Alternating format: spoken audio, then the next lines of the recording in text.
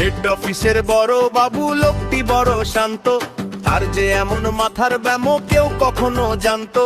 দিব্যি ছিলেন খোশ মেজাজে চেয়ার খানি চেপে, একলা বসে ঝিমঝিমিয়ে হঠাৎ গেলেন খেপে। আপকে উঠে হাত পা ছুঁড়ে চোখটি করে গোল, হঠাৎ বলেন গেলুম গেলুম আমায় ধরে তোল। তাই শুনে কেউ বদ্যি ডাকে, কেউ বা হাঁকে পুলিশ, কেউ বা বলে কামড়ে দেবে সাবধানেতে তুলিস। ব্যস্ত সবাই এদিক ওদিক করছে ঘোরাঘুরি, বাবু হাঁকে নোরে আমার গোফ গিয়েছে চুরি।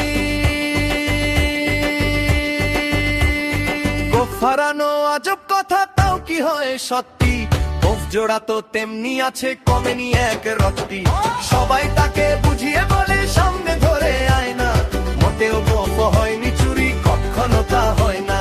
গোফ হারানো আজব কথা, তাও কি হয় সত্যি, গোফ জোড়া তো তেমনি আছে কমেনি এক রত্তি। সবাই তাকে বুঝিয়ে বলে সামনে ধরে আয় না, মোটেও গোফ হয়নি চুরি, কখনো তা হয় না।